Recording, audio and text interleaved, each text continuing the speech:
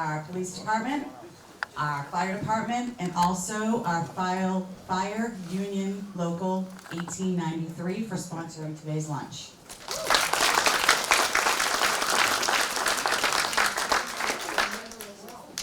And now I'm going to turn it over to our Town Manager Michael Herbert.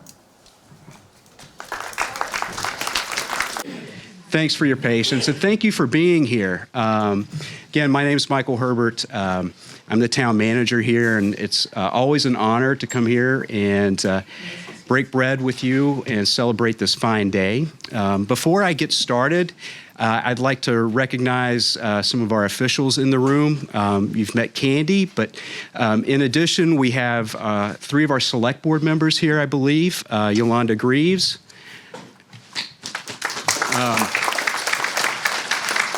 Claudia Bennett. Oh, there's Claudia. Claudia's over here. And Joe Magnani. So, thank you for being here. I'd also like to recognize our Assistant Town Manager, Jen Ball, as well as our Police Chief and our Fire Chief, Chief Roby and Chief Rossi, and their departments. Thank you very much for being here. So, today, as we gather to mark Veterans Day, we stand together to honor the brave men and women who have served our nation with both courage and valor. This day, it's not just a date on the calendar. It's a solemn reminder of the sacrifices made by countless individuals and their families who have donned the uniform to protect our freedoms and our way of life. Veterans Day emerged from the ashes of the First World War, originally known as Armistice Day, commemorating the end of a conflict that was hoped to be the war to end all wars. And sadly, as we know, history would take a different course. But the spirit of that first commemoration has endured and evolved into what we know today, a day to honor all of those who served in times of war and in peace. Because our veterans represent the best of America. They embody courage, commitment, and the spirit of sacrifice. They come from all walks of life, but they all share a common bond, a willingness to stand in harm's way to protect others. They have stood guard in the desolate deserts, navigated the dangerous seas, and patrolled the skies in defense of our nation. Their dedication ensures our safety, and it also upholds our values. But honoring our veterans is about more than just recognition. It's about commitment. Just like veterans employ a sense of duty to protect our nation, it's our duty to support them as they transition back to civilian life and to provide them with the resources and the respect that they deserve. It's our obligation to remember not only their service, but also their sacrifices of their families, who have endured long absences and the anxiety of uncertainty. Today, we also remember those who never returned. Their ultimate sacrifice, that forms the bedrock of the freedoms that we enjoy. We must ensure their legacies are not forgotten and their stories not lost in the annals of history. And so as we reflect on the significance of this day, we renew our pledge to support our veterans, to uphold the values that they fought for, and to work tirelessly for a future worthy of their sacrifice. Let us remember that every day is an opportunity to express our gratitude, not just with words, but with actions. And in closing, let us all carry forward the message of Veterans Day. It's a message of gratitude, respect, and unwavering support for those who have served. To our veterans, some of which are here today, we owe a debt we can never fully repay. But we can start by saying, from the bottom of our hearts, thank you.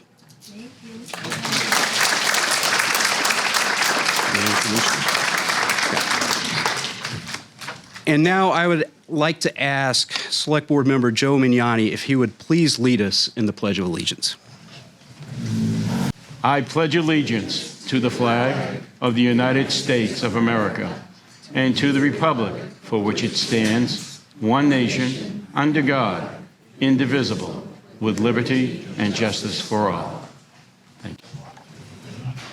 Oh, say, can you see by the dawn's early light what so proudly we hailed at the twilight's last gleaming, whose broad stripes and bright stars through the perilous fight o'er the ramparts we watched were so gallantly streaming, and the rockets red flare above bursting air gave proof through the night that our flag was still there.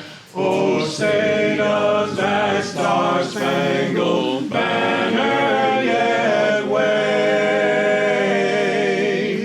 o'er the land of the free and the home of the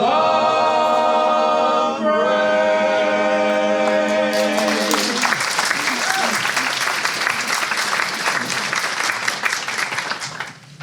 While the storm clouds gather far across the sea, let us swear allegiance to a land that's free. Let us all be grateful for a land so fair, as we raise our voices in a solemn prayer.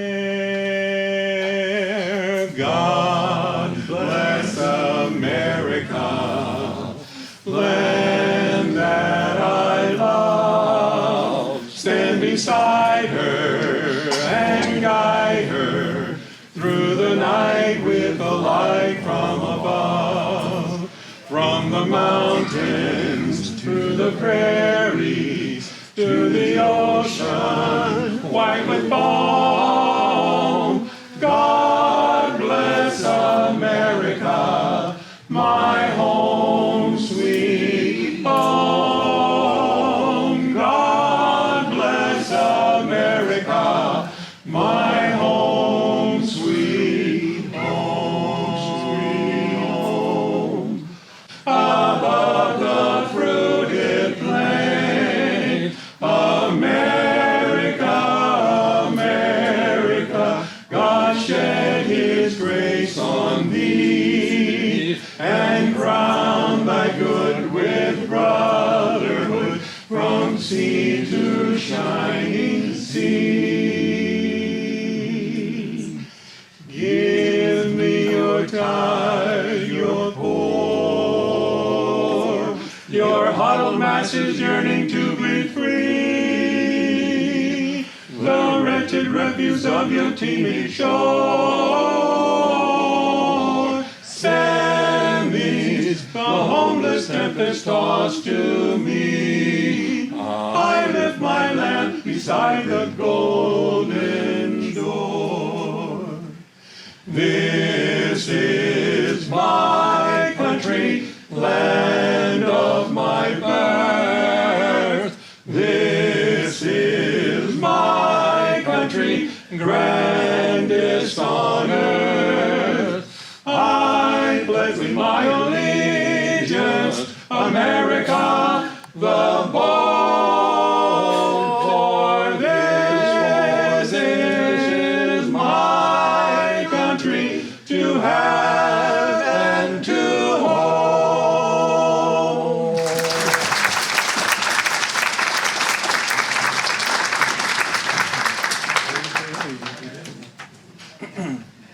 Last one.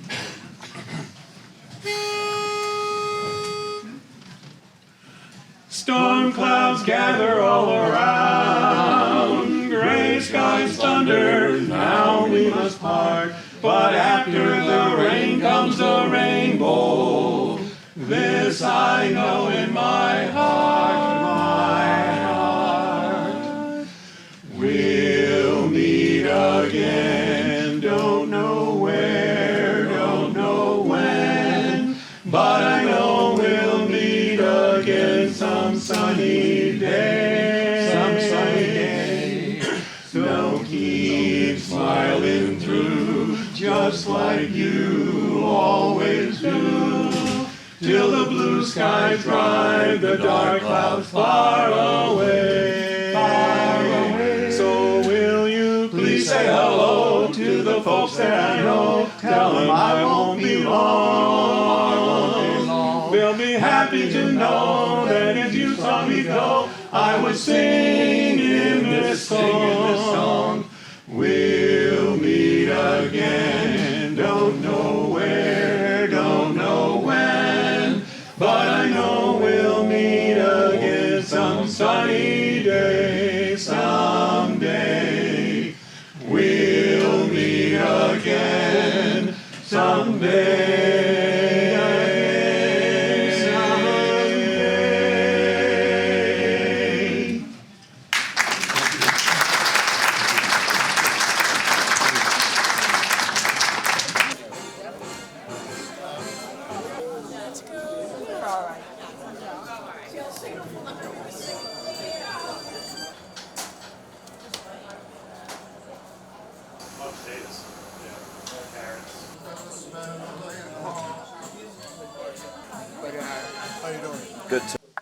She was the best example of a new weapons system the American Navy could come up with for the conflict in the Pacific.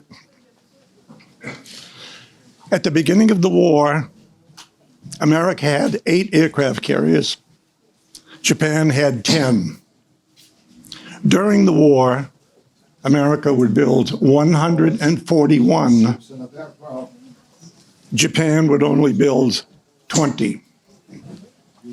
You weren't assigned any ship. Her overall size was comparable to a skyscraper. If Rockefeller Center were lying on her deck, the deck would be 23 feet longer. At the waterline, 820 feet long. The flight deck, 147 feet long. The deck on the flight consisted of steel 1/5 of an inch thick and 4-inch teak platforms. There are three elevators on board. Let's see. One here, and one here. And these elevators could bring a plane up from the hangar deck to the flight deck in 11 seconds.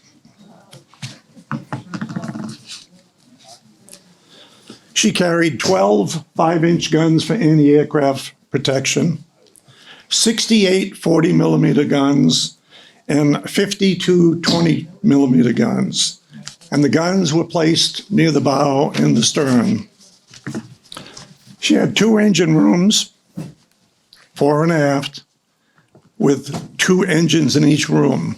4 boilers propelled her top speed 32.7 knots. They were all nuclear powered now. She carried about 104 aircraft. Here's a picture of her launching. She was built in the Quincy Yard, by the way, December 7th, 1942. Here she is en route, and that just gives you a scale idea of how many planes she could carry. Her total aircraft complement was 104 planes, about 30 Hellcat, Helldiver dive bombers, 50 fighters, and 20 torpedo planes. And they were stored below decks on the hangar deck. Official Navy photograph. The hangar deck is below the main deck. It extends just about the whole area. This section here, this is the island. This is basically the brains. This is where all the orders, all the command structure is housed. Both Navy and aviation groups. I didn't realize this until I started reading the research, but the pilots and the air crews on this carrier did not report to the ship's captain. They reported to the Admiral's Air Group. And each plane had an air group, and this was Air Group 84. Here the planes are all forward. These are pictures of her just in various stages early in the war. Here's Admiral Burke and Admiral Mitcher. These two admirals were in charge of all aspects of the aviation. Here's a plane warming up. You have the aircraft crew. You have men along the side. This is one of the planes. These are dive bombers, torpedo planes. These are planes returning from a flight. So here's a picture of the hangar deck. It is below the main deck, 25-foot high ceilings. These men are loading ammunition and bombs on planes. These men back here are sitting watching the movie for entertainment.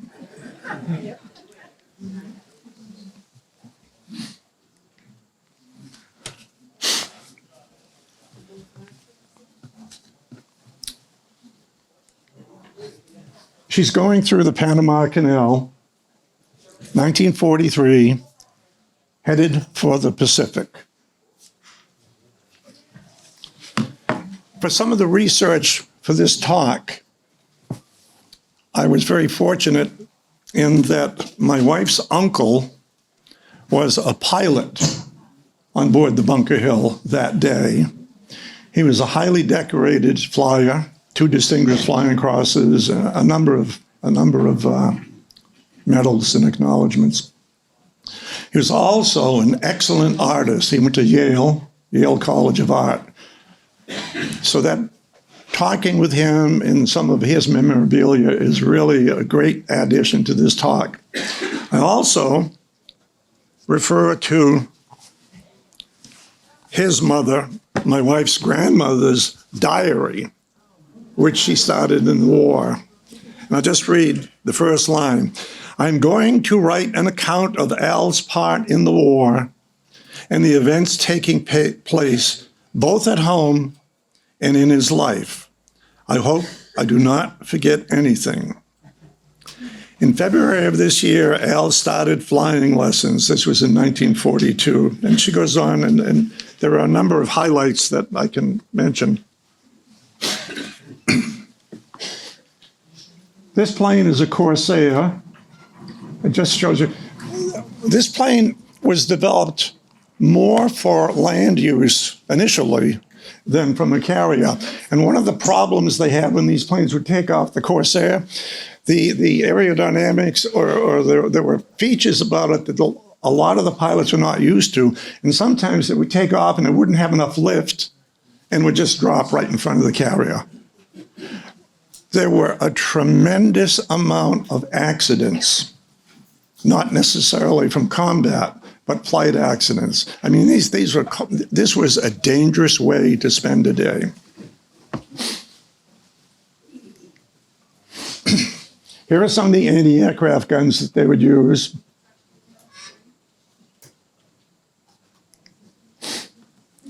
This is a picture of an aircraft carrier that just missed getting hit by a kamikaze.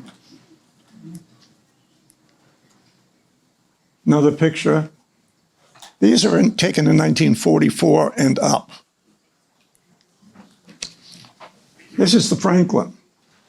She was hit by kamikazes in March. And the crew members are all headed forward. Most of the time, the damage would be midship to aft. If you could get forward, chances are you could survive. Picture of a kamikaze plane. I don't know if you can make it out, but it's right there. It's that close to this battleship.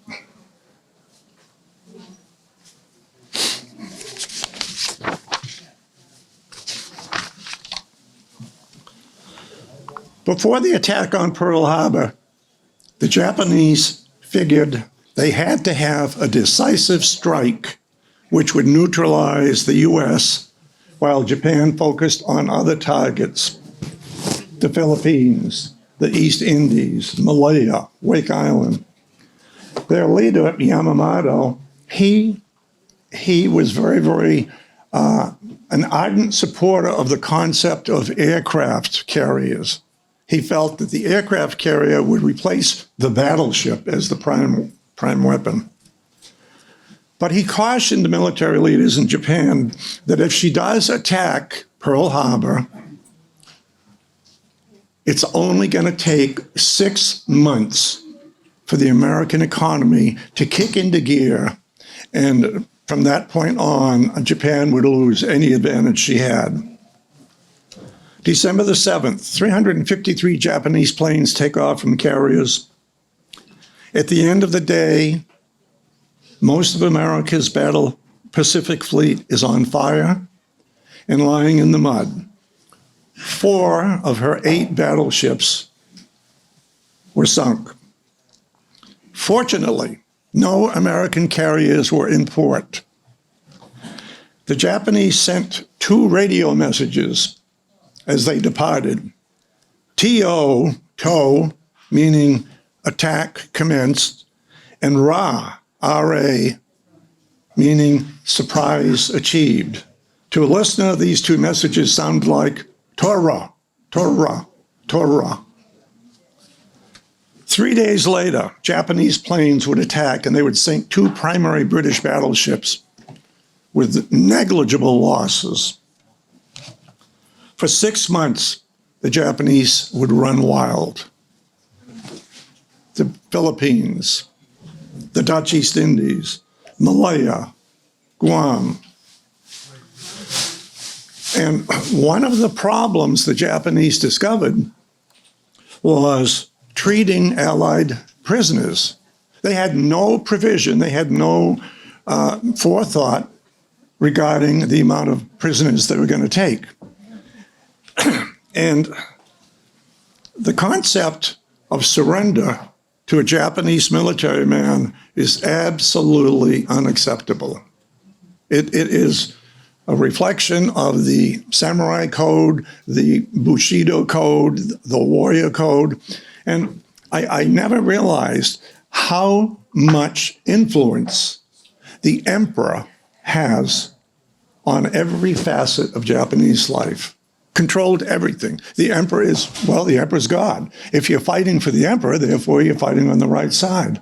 And everything was subject to the emperor's philosophy or his desires.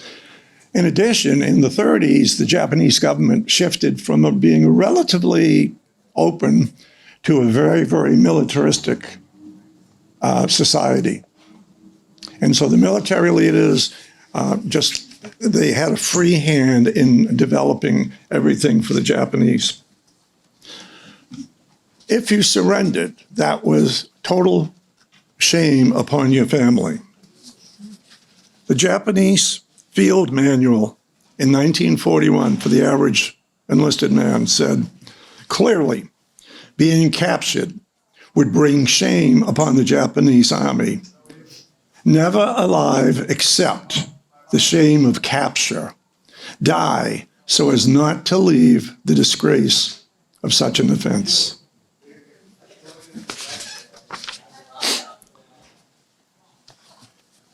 Yamamoto was correct. From Pearl Harbor until June, the Pacific, it was Japanese. But at the Battle of Midway, Japan lost 4 aircraft carriers, 3,000 men, and 40% of her Navy's best air crews and flight technicians. They would never completely replace those losses. 1943, May 24th, the Bunker Hill would be ready to head to the Pacific. She leaves on September 4th. She goes through the Panama Canal. The ready room was where the pilots relaxed, where they congregated and talked. They got their briefing for the mission they were about ready to go on to. And the ready rooms were suspended from the flight deck. So you have the flight deck, and then attached to the bottom of the flight deck were the ready rooms.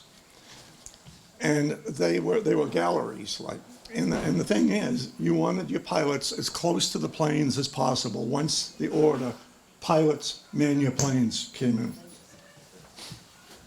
They had their own chairs, they had ashtrays.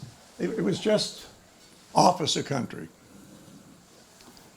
So when I talked to Al, I said, what happened on the 14th of May? And he said, I had just taken pictures of Okinawa. The Bunker Hill and a lot of other ships were stationed around Okinawa, and they were protecting Okinawa from further Japanese attacks from the southern part of Japan. And Okinawa was where it's where the kamikaze actually became a very, very full-time used weapon by the Japanese. The first kamikazes came in like October of 44. By March, April, and May 45, that was the only weapon they really had success with. So I said to Al, once the plane was struck, the ship was struck, I said, what happened? And he said, I just landed. I had some photos, some recon photos at Okinawa, and I thought, well, I'm going to get a cup of coffee in the ready room and talk to my buddies and swap notes. Then he said, no, I'm going to bring them down and get them developed. So he went out of one of the ready rooms, instead of going down the passageway this way, he went that way. He walked about 20 steps, he said, and then he heard a huge bang. And he turned around, and everything was black, except a ball of fire was racing down towards him. He managed to get topside. And I'll explain more. Here's a picture of some pilots in a ready room. This is a painting of one of Uncle Al's wingmen. He did this painting of he was a pilot from Connecticut. I mean, these are not old men, these are young guys. This is a painting Al did of his squadron bombing Tokyo. I have one here that I can show you after the talk. You can look at it closer.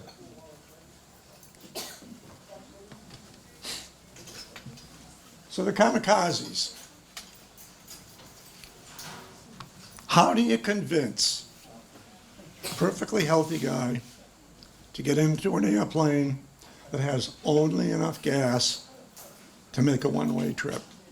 And you want him to dive and hit a ship.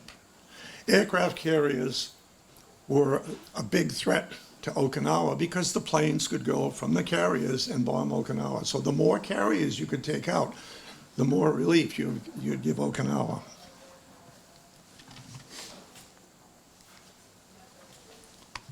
The emperor, absolute control. Everything they did was for him. This is typical kamikaze plane, a zero plane. Another shot of it. Here's an actual plane, and the fellow who took this picture was killed shortly, but this plane actually hit another aircraft carrier.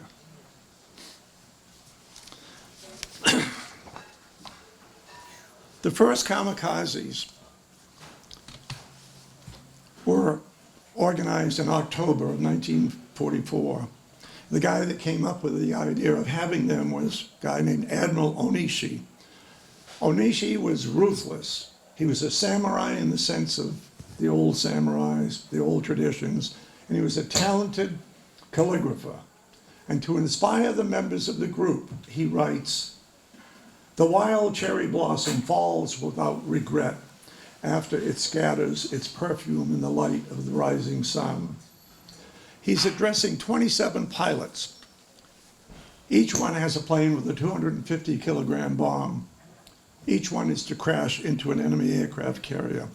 At the end of his briefing, he says to the pilots, if you're going to die anyway, it is good to make maximum effect on the enemy, maximum effect of your life. What do you think? Only she referred to these pilots, you are already gods without earthly desires. His poem, in blossom today, then scattered, life is so like a delicate flower. How can one expect the fragrance to last forever? So that was the beginning, that was the origin of the kamikazes. And that was in October of 44. In January of 1945, the Bunker Hill heads for the Pacific. Over 5,000 men, replacement parts. She's going to join the other fast carriers.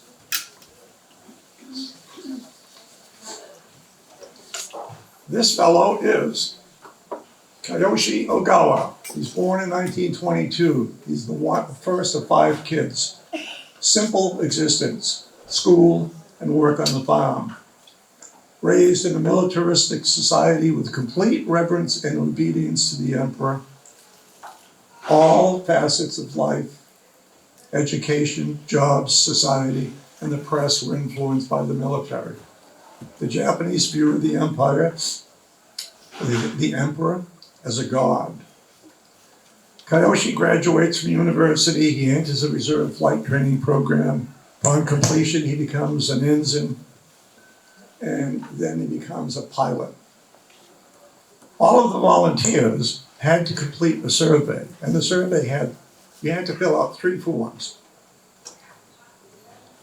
First form, do you earnestly wish, to be a kamikaze pilot?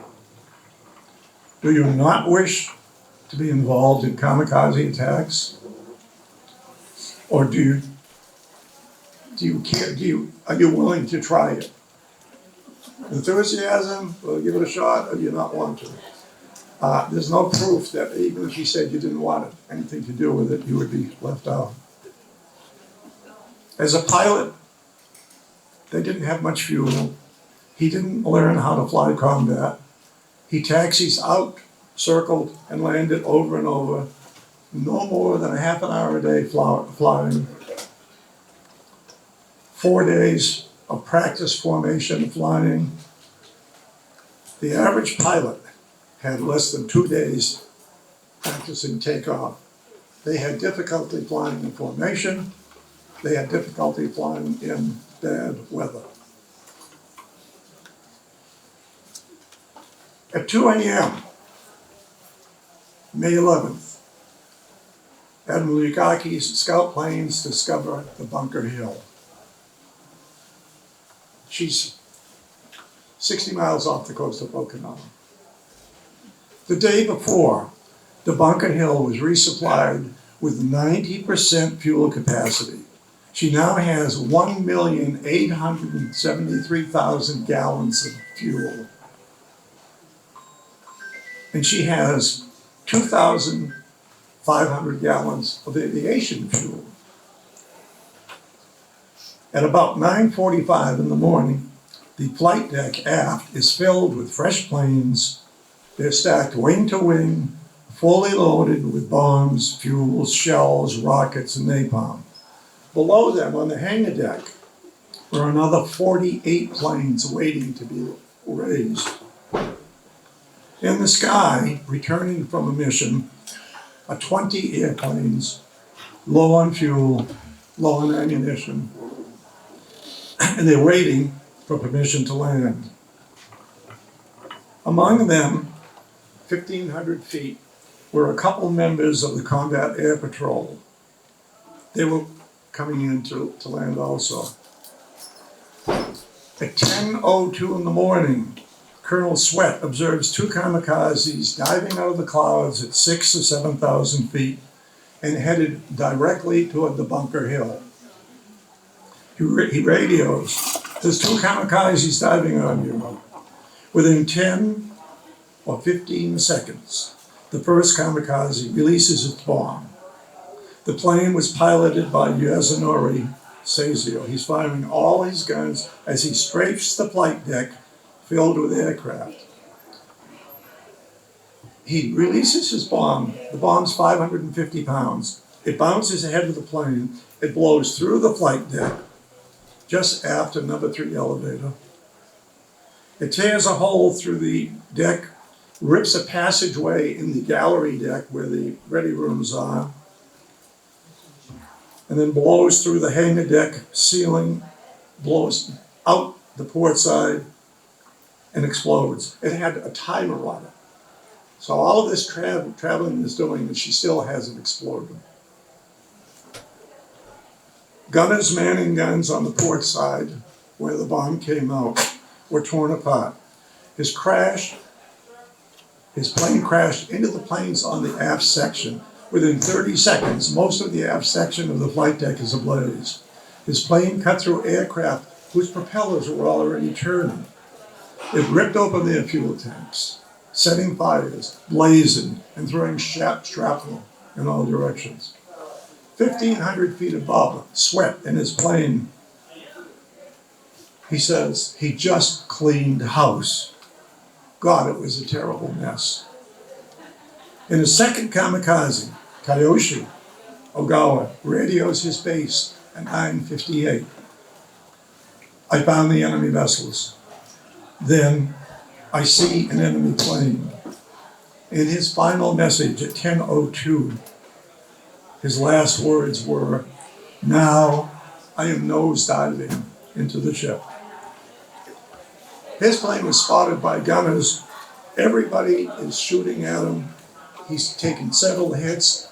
It's not slowing the plane down. He releases his bomb at the right moment.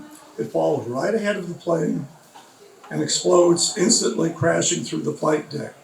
It hits the side of the island, ripping away the catwalk. He misses killing both admirals by less than 20 feet. Fires are burning everywhere. The gallery deck has disappeared. Machinery for the 16,000-pound elevator is melted, twisted, and broken. Fires block the catwalks. Smoke and poisoned air fill the whole area, cutting off visibility exits. Within moments of his crash, crew members start to fight the fire, tend the wounded, gather the dead, and implement damage control steps. In the water, destroyers are picking up men who had either been blown overboard or jumped simply to avoid the fire. Alongside of the ship is a cruiser, trying to put fires out. In the boiler rooms, men are having difficulty breathing. The toxic air sears their lungs, burns their throats, and scratches their eyes. Soon, carbon monoxide appears, causes the men to get tired, and they want to sleep. Normally, ambient temperature in the engine room, 110 degrees. At last check, it was 139 degrees. There was no escape. They had to keep the engines running. These men knew it, and they stayed at their post.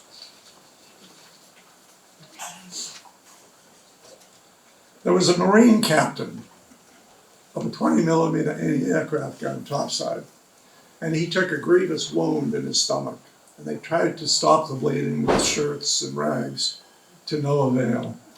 And he said, "Get me an American flag." And they got him the colors, and he gave him the flag, and he died holding the flag. In the boiler rooms, Commander Carmichael's men were ordered to keep the boilers running at all costs. They were ordered not to leave their posts. In essence, this was a death sentence. There was a case of men pounding and screaming behind a secured watertight door. Denied, in spite of their screams, do not open the door. On the flight deck, men are trying to rescue pilots that they think are in the ready rooms below them. They had a lumberjack on board. He cut a small hole in the circle with an axe. Again, it's only one 1/5 of an inch thick steel and 4-inch planks. And the planks, most of them are burnt off anyway. So they cut this hole, and a petty officer ordered Jerry Hansen to be lowered into the black hole. And the hole's just big enough for him to be lowered head first. And it's black. It smells horrible. Fuel oil, gasoline, burned rubber, and the stench of burned flesh. And as he's getting lowered further and further, and he has minimal light, he suddenly looks at a blurred jumble, and then he realizes it was a tangle of dead men. They died in blackness and confusion. He screams, "Get me out of here! All these are dead." Later, Hansen said, it was like how you would imagine hell would be, I guess.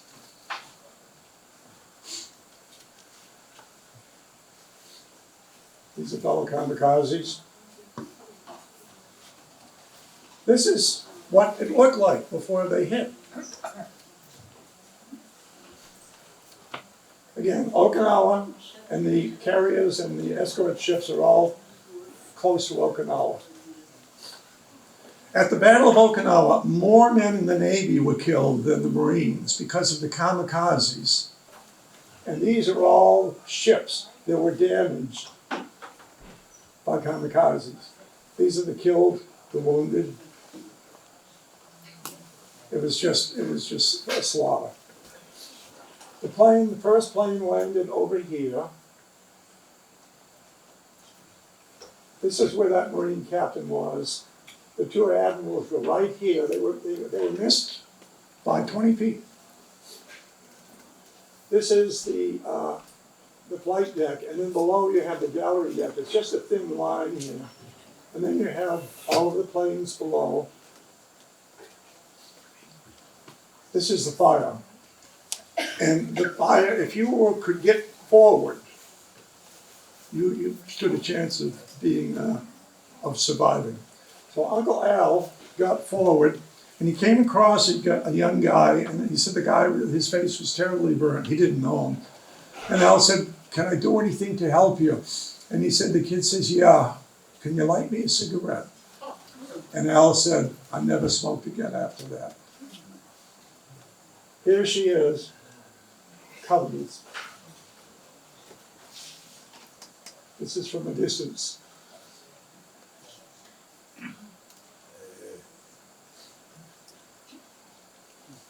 So here's water. These are all anti-aircraft guns. A lot of them were wiped out by the explosions.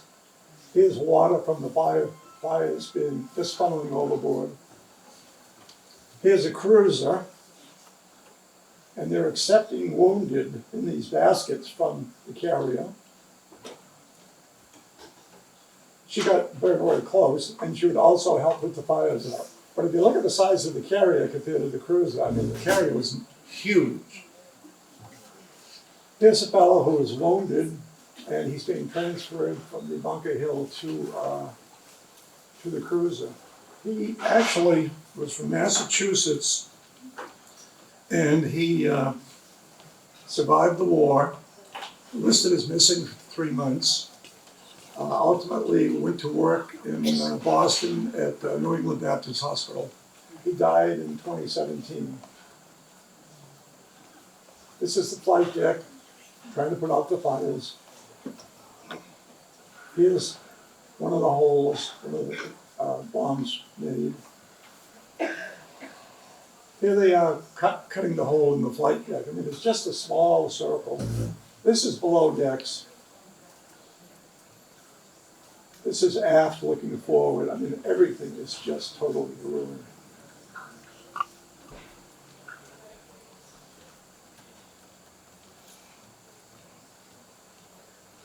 They're tending some wounded men, and these men are all dead. Here's the Japanese plane being pushed overboard.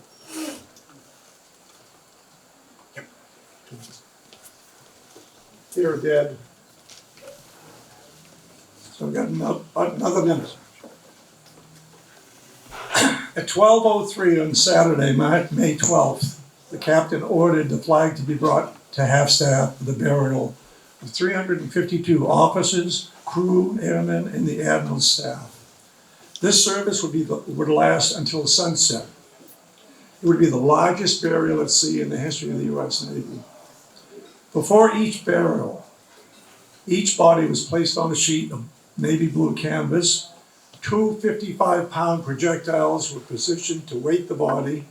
Canvas is folded over the body, tied securely with 40-foot lengths of rope with a half hitch every 18 inches. They would do 6 burials at a time. Honor guards draped an American flag over each body. A priest, a minister, and a rabbi presided at each burial. If the deceased was unknown, all 3 would speak. By the end of the day, these chaplains could hardly utter the prayers. That was, they saved the ship. She made it back, but they took her out of the war forever. And that's the story of the Bunker Hill.